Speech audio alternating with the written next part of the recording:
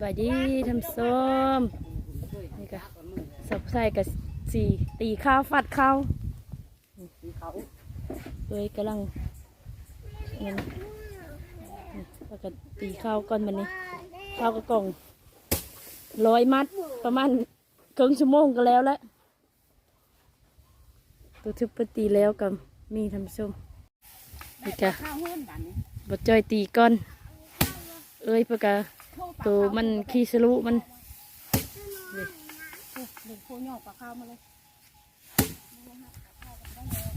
ร้อนไว้อยู่เนาะข้าวนี่นะ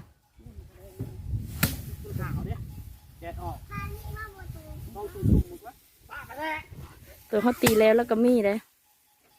ตัวตีแล้วแล้วนี่ได้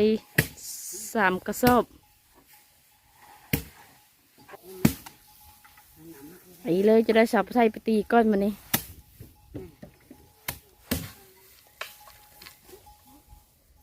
นะวันนี้กินข้าว2 โมงเนาะบ่ายแล้วบอกมันนี่จะใช่ปะเมย์ข้าวมัน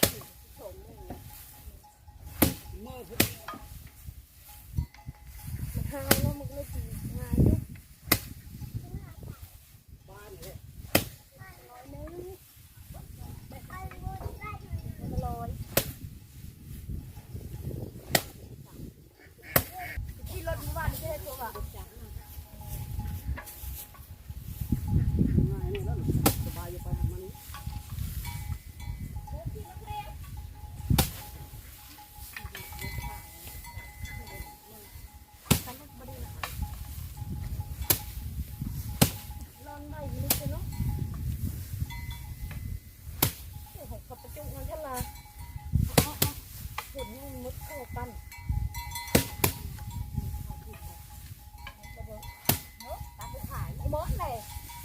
ลอยฝ่ายมดเนี่ย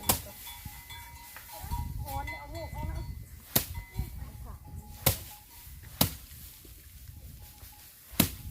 ข้าวชนกเป็นมากเป็นนู่นจ้ะ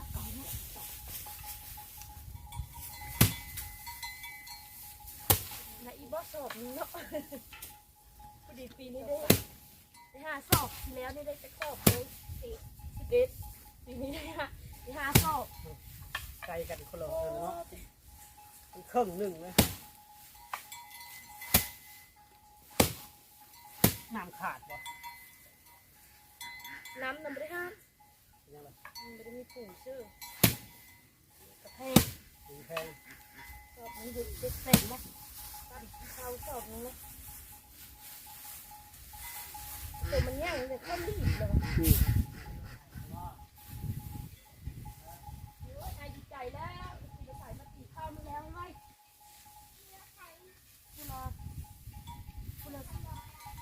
คุณสาวกัน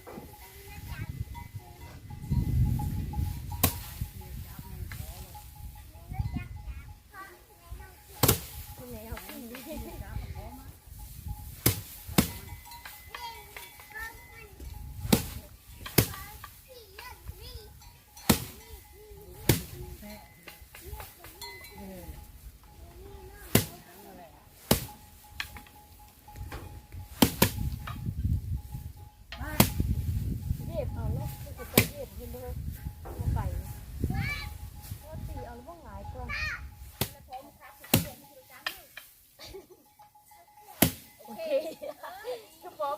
โอเคป่ะถามพอตัวนู้นหรอสิครับป่ะ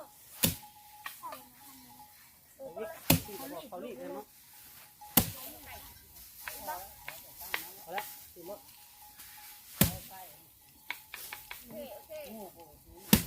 ลูกเก็บกินพวกเขากันจะมึงไงล่ะน้อยคนนั้นที่เด็กน้อยนะ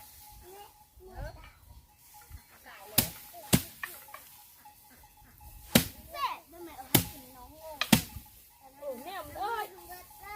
ถูกปะเนี่ยเสพเต่าแช่ให้เราเต้กินเต่านะคะงงโอ้มึงหันมันไปลงมันเลยนะหันไม่ได้โทรศัพท์ม เบ็ดหมดเลยกว่า เรื่องลิ้นมือก็ได้นะยากมีงานเอาละลงอย่าพอมันลงฟ้าก็หานะอย่าพลุม เบิ่งฝั่งเบิ่งเหยียบนี้เหยียบเครื่องหมายนี่ที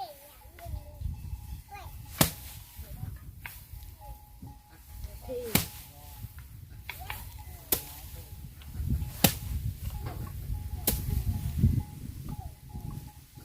มาอันนี้กิน โอเค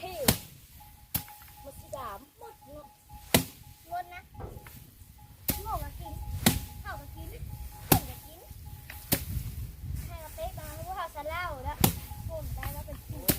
ขาต้นไม้เลย นู่นนี่สิมีเขาลองมาซื้อเปล่านั้นถึงคนที่จะตอนมาโคกก็ได้กระซองนะ30จะปั่นหืนกันยังสีนี้มดทงที่25เปล่าก่อนซื้อเนาะเขาหาน้อยก็ได้หลายซื้อปุ๋ย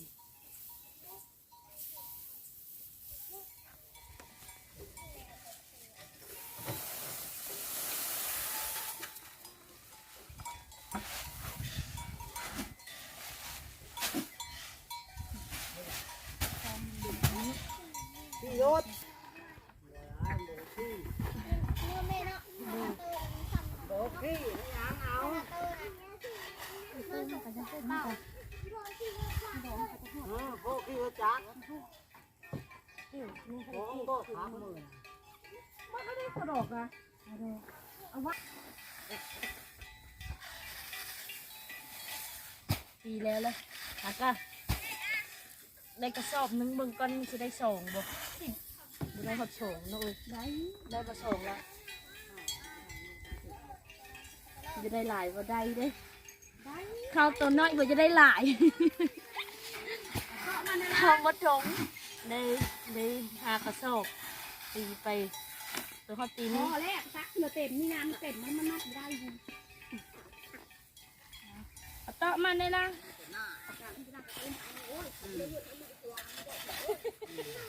ได้เงินสะจะเจ้าเนี่ย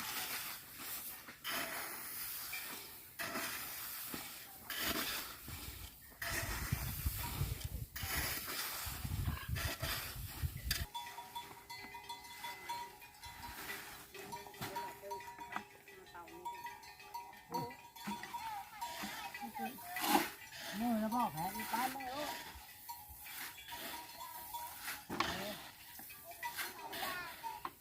เฮ้ยยานมือเนี่ยยาน